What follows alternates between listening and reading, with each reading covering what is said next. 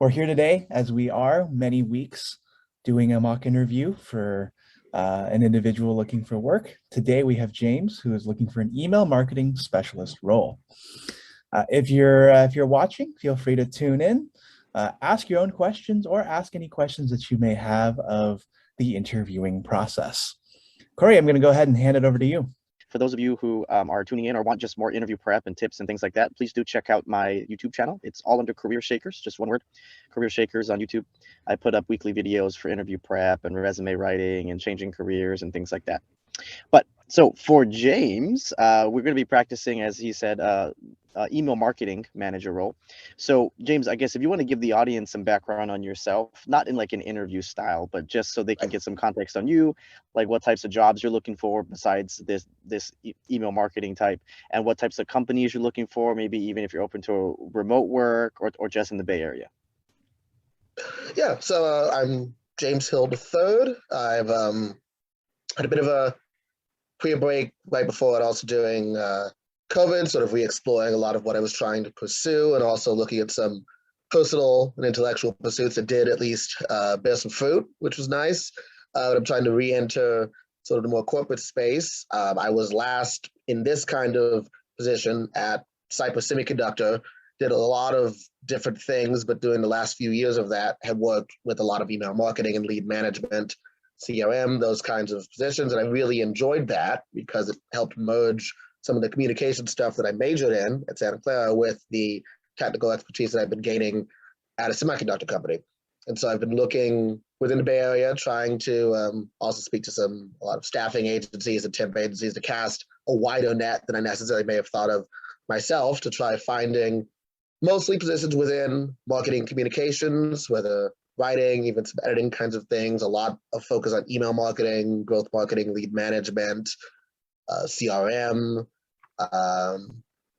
specialist, associate, manager, whatever kinds of positions based on the description have seemed most appropriate. And I'm mostly focused within the Bay Area, though I'm perfectly willing to commute all across said Bay Area. And I'm also not opposed to remote or hybrid work as necessary, though obviously if it was hybrid and not in the Bay Area, it would take some further effort on that front. For those of you who are watching this now or watching the recording later, if you are interested in James's background and have some roles that you want to contact him for, he's going to have his resume up on the screen. And also, if you can always contact me or Albert, and then we can always put you in touch with James. Awesome. Alrighty. So as always, I have prepared some questions for us to practice today, but we love audience participation. There's quite a few of you here today. So if any of you have certain interview questions you want us to go through, don't be shy, throw them out there, and we will give you some tips and advice, and we can even have James give them a try. Cool. So James, you ready to begin?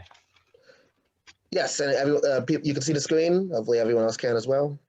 Yep. So the first question, and this is something you're probably going to get when you are coming back from a bit of a career break, right? Or maybe trying to re-enter the workforce. James, why don't you walk me through your experience?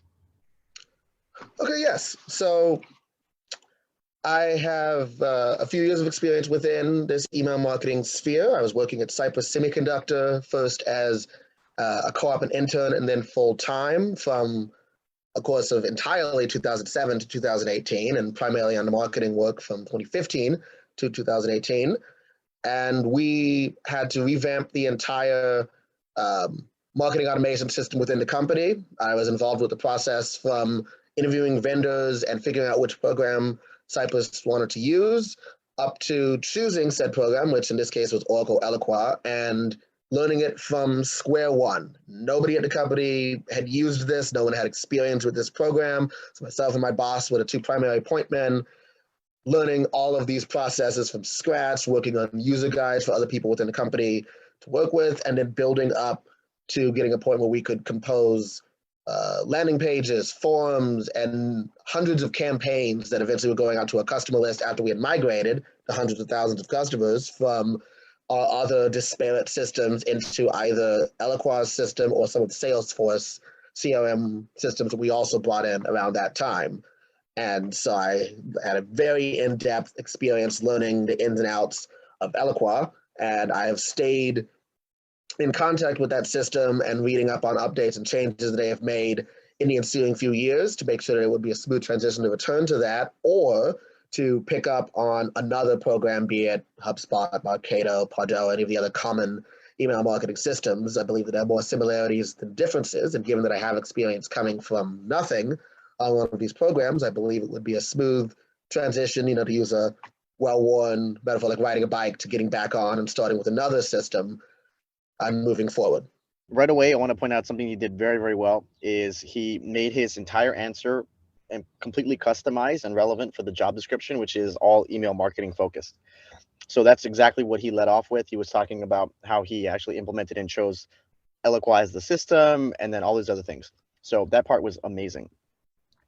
Things that I would add to this. Number one, I think we should probably address the elephant in the room, which is that you took a bit of a career break from 2018 until now. Fair. So giving them some confidence that like, hey, I've been doing some marketing things and or keeping up to date, right? In addition to your rideshare and delivery work. Yes. Right. And then the other thing you want to talk about is some of the more, like, I would say, technical or tactical parts about email marketing. You mentioned that you chose the system, right? And you migrated customers over to it and things like that. But I would want to know, what kind of email marketing did you do, right? What was like the conversion rates? What was the click-through rates, right? What were you marketing for, right? Was it for certain products? Was it for like all the products, right? Was it for certain accounts, right? Things like that. Give me a sense of that pure email marketing skill set that you have.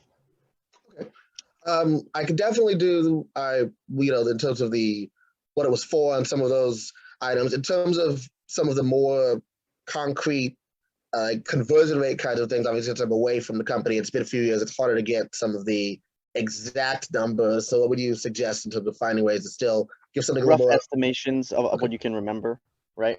Or like, even if it's not the actual click-through rates, at least you can talk a little bit about like what improved, right? Or like what got better.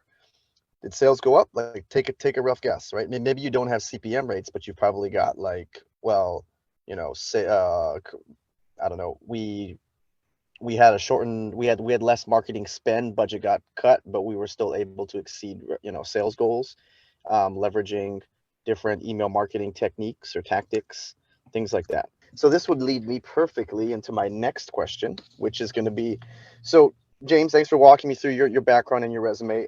Can you tell me a little bit more about your email marketing experience? Yes. Well, at Cypress, we, it was a semiconductor company, so we were primarily working a lot of the newer products that were coming through, the programmable systems on chips, some of the work from direct products that were being created at Cypress, or some of the larger, automotive alliances and things that they were doing, working with, car companies, with products such as the iPhone, products like phones, gaming systems. The Internet of Things had become an increasingly large focus within the company at that time, and we were working on a lot of different products that would go into very customizable pieces of day-to-day products that people would work with and use just at home. And so it was our mission with the marketing to condense all of this often very technical data and jargon into something where it could go off in a quick click through with some images and summaries of what everything was doing to make sure that people got the core of what we were looking for. And we also were tasked with often doing a lot of the invites and announcements of events that the company was putting on, whether it was that we were going to have a booth at an upcoming fair, or that we were promoting a new product with a launch at, I remember one specific case where we were working with some automotive programmable systems, and we're highlighting that at an IndyCar race. And that was something that we wanted to make sure to announce to a lot of people, because it was both very tangible and entertaining and interesting looking, but also highlighted some of the, new work that was being done at the company. So all of these different disparate products and programs had to be condensed down into campaigns that we could then push out to the new customer base. And I will touch on each and every one of those. Now, I like how you were focusing on demonstrating like your product and business knowledge, right? I would say like the first 30 to 45 seconds was you demonstrating that you're very ingrained in the business, you understand the products that they sell. You talked a little bit about different markets, right? Like auto versus manufacturing versus like other applications for the semiconductor or the chips. Now, one thing that I would want to add onto your answer is give me a little bit more of that technical, tactical knowledge around email marketing that you did. So far I know like what you were marketing Mhm. and like and you were doing some event marketing, right? So that much I got. But what I don't know is like, okay, were you the one writing the copy? Were you the one coming up with the campaign strategies, right? Okay. Who was designing the layouts for all these different ads, right? Was it just you? Were you working with the product management team? Were you working with the brand team, right? Like, what were you owning and what were you responsible for as Okay. it relates to email marketing? And then, of course, we want to hear about the results, right? Like, because you were in charge of all these things, what was the benefit for Cypress, right? Like maybe before you were in charge, they had this. And then after you launched these new email marketing campaigns or after you started advertising events, maybe you noticed attendance went up or your bigger partners wanted bigger booths and spend more money or who knows, right? Okay. Like so don't forget to talk about the impact that you always have with the business. Alrighty, next question. So James, why do you want to work here at Logitech? Yes. Well, there's a few different reasons. First of all, I believe that this position is one that matches a lot of the work that I've already discussed and some of the opportunities that I'm looking to continue utilizing the email marketing expertise that I already have. And I know that I can make an impact with what you're looking for in this email marketing manager position.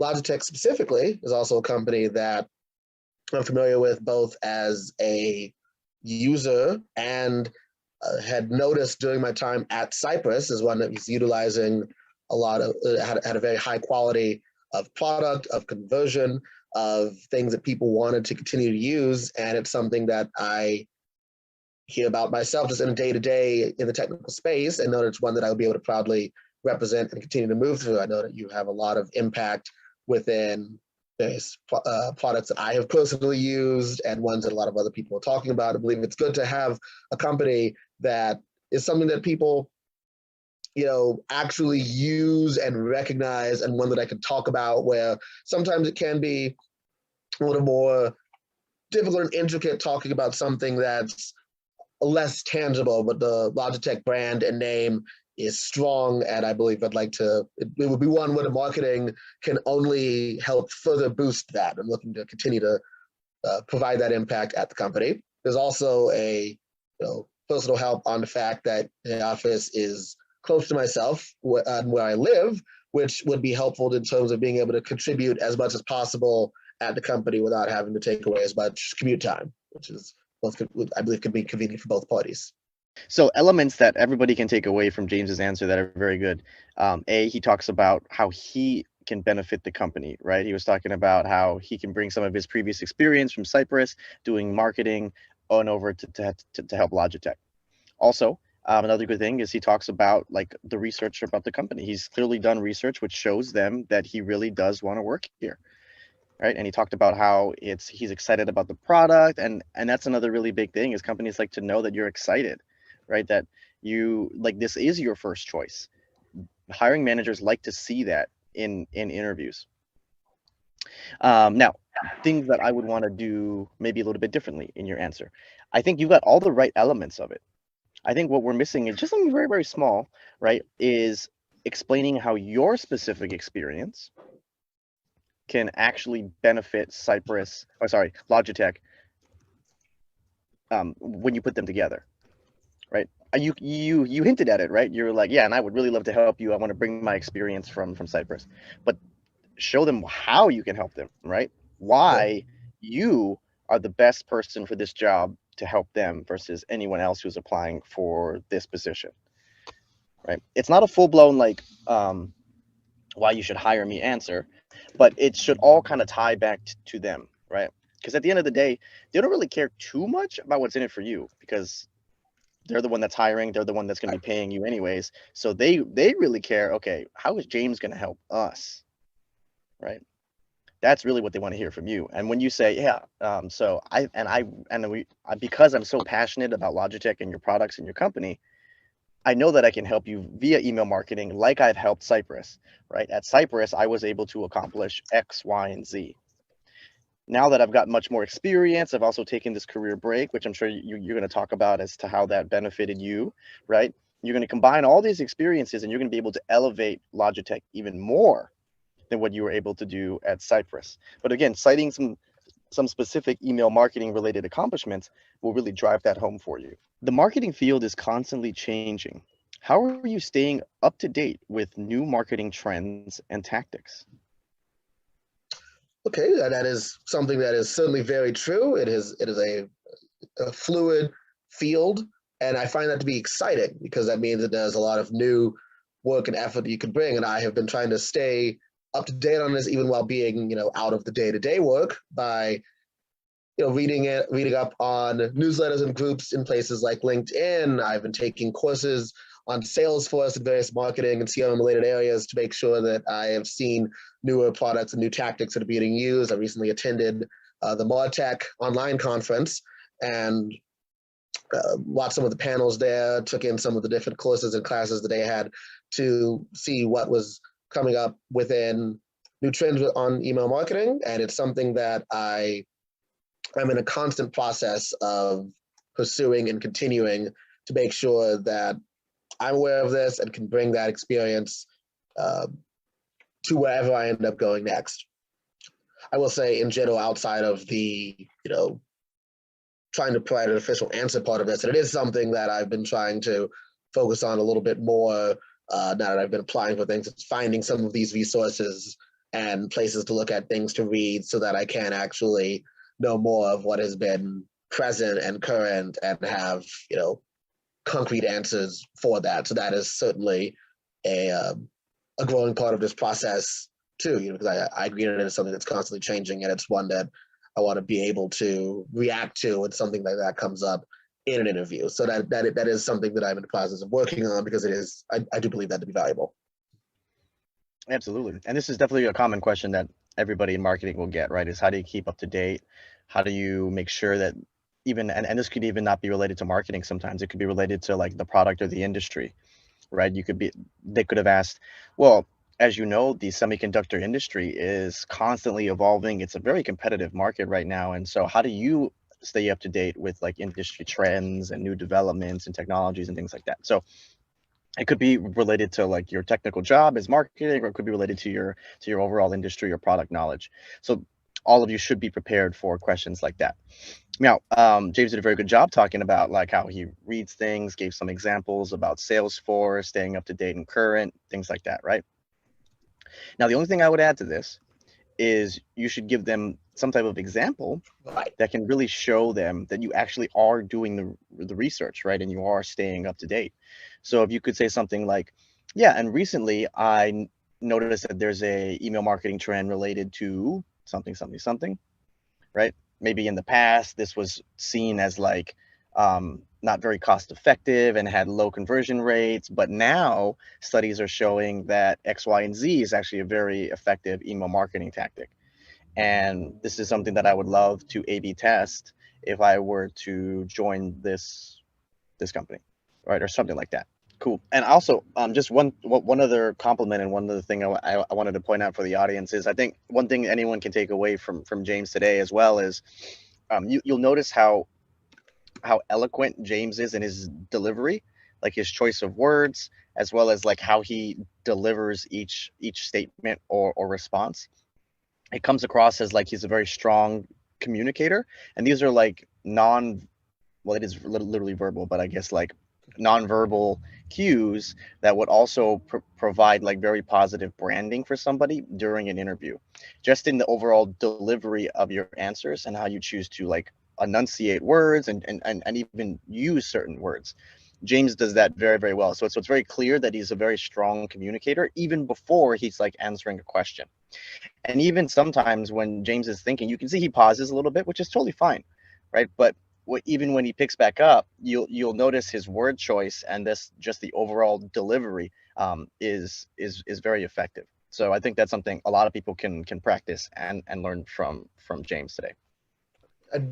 Thank you. And I did want to ask on that note that how has my speed been? Because I know it is something that when I'm getting deeper into a point of having a conversation myself, I can often talk a little fast. And it's something that I try to stay cognizant of in an interview setting. But how has that been? Speed has been fine, but I'm also a very fast talker, so that could be why for me it's not a problem. But honestly, I haven't even noticed anything, so I think it's been great. Okay, it's good to hear. I appreciate that. Something I try to stay aware of. Nice. All right, Scott, thank you for this question. This is a good one. So James, has your technical and tactical experience worked with specific types of email systems like POP, IMAP, solely web browser based, such that you can describe how your experience in education can be applied to current and future email applications?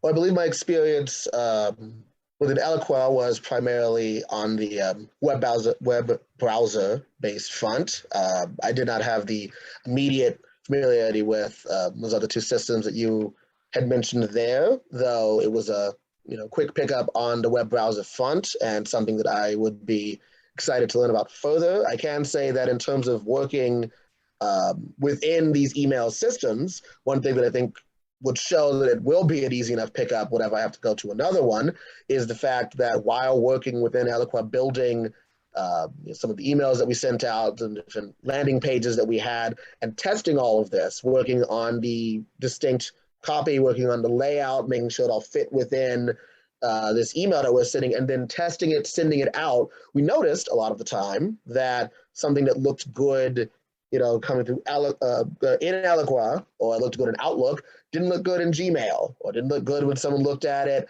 on some kind of other email client, or when someone's looking at it on a Mac or on their phone. And it often wasn't entirely clear why one of these things was or wasn't working, or you would make a change here that would work here and break someplace else. And so I did have to do a lot of work really tinkering very closely, meticulously on these emails and on the work that we had to make sure that it worked across a wide variety of different areas. And I think that level of detail and research and background work will help as I continue to try to expanding some of the different email clients that I might have to work with and some of the different systems like the ones you mentioned that I can learn and build upon.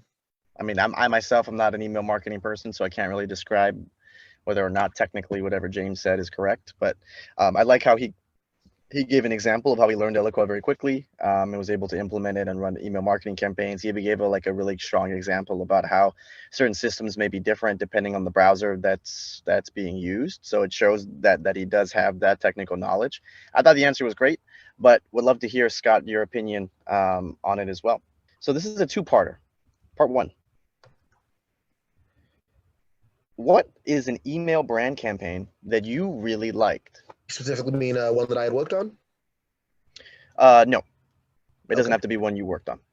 Well, I've noticed that I know that Logitech has a lot of work within the gaming space, and from various mice, mouses, not positive which one is technically correct for plural on this front, but within gaming, and Logitech has a lot of connections. And I've noticed that Ubisoft, while doing outreach on some of their upcoming franchises, has often had some very specific, in-depth,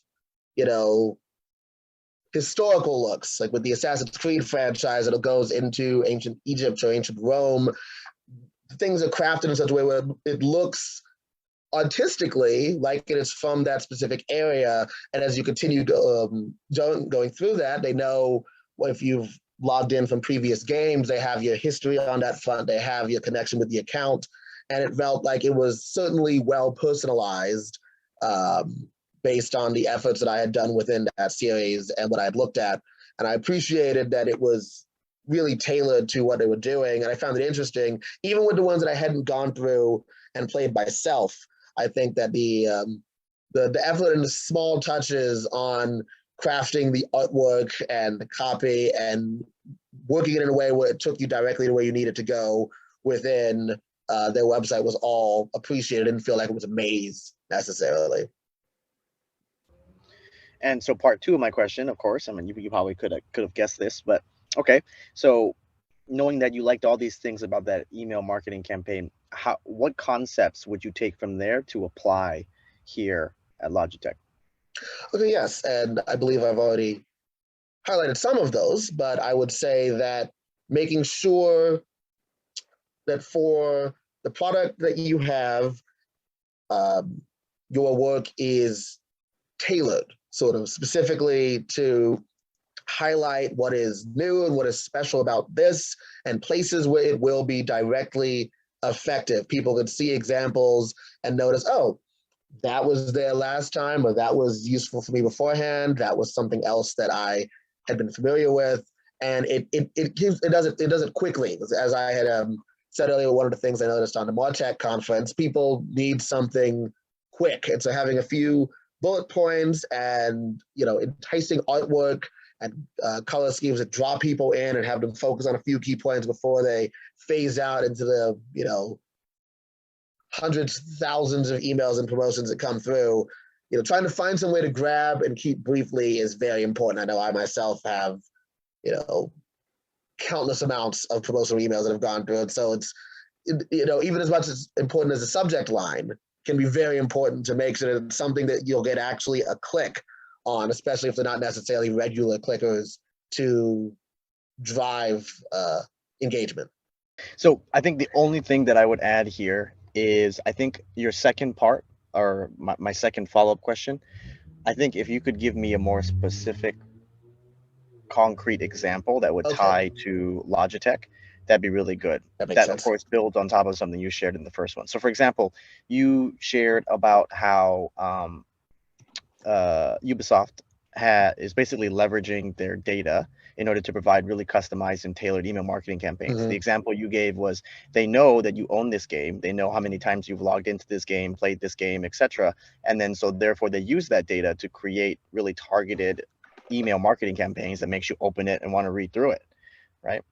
So I would have loved to hear you give me a solid example of like, okay, applying that concept now for Logitech, what is an example of user data that we should be considering collecting, and or maybe they already are collecting it, right? And then how do we leverage that to create customized, specific email marketing campaigns for certain products that they may sell, right? Maybe it's like gaming mice versus like webcams versus things like that, right? Like, if you could build on top of that, that would be awesome. Because then it's like super targeted and shows them like, wow, James can really think on his feet. He actually truly understands marketing though, right? Because like if you can do marketing at one company, most likely you can probably apply the same concepts at another, but they would want to see, okay, given our specific nuances, right? What we sell is different than what Cypress sells. Right. How quickly can James adapt, right?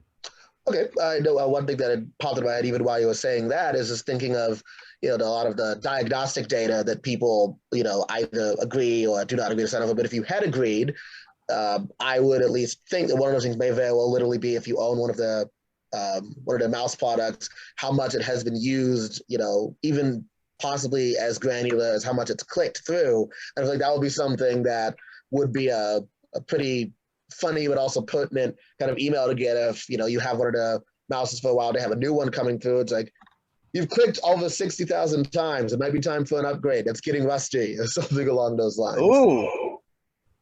Yeah.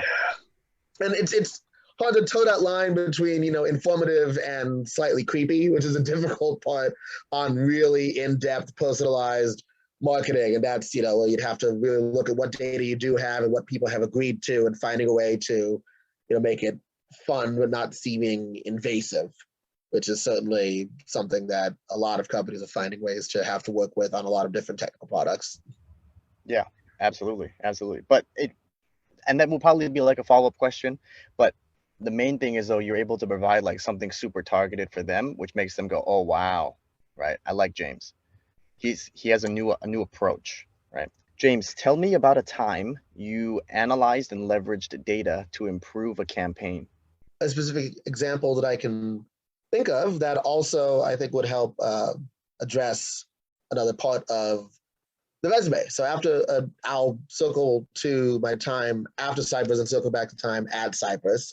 After leaving the company, it was my first full-time job, and the job hunt process, wasn't one I'd had to participate in after college because I started immediately afterwards. And I was very grateful for that, but it was something that I found difficult and had to work in some different areas, including Amazon work and rideshare, to keep things going. And I will say the rideshare often felt like a lot of personal marketing work, which was its own challenge. You're constantly putting yourself out there and trying to provide an experience to a different group of customers and a lot of different times. And I believe that that is often, constant marketing, and something that I think I can bring in a more, abstract sense to any of these other positions.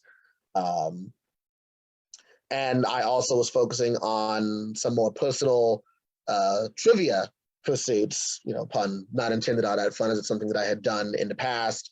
And it's something that I brought to Cypress as well as bringing outside of that. Specifically, there's a lot of research and attention to detail. We had noticed when we were at Cypress opening this new system and trying to figure out who we needed to send our emails to and who the campaigns were targeting, that there was a lot of bad data, so to speak.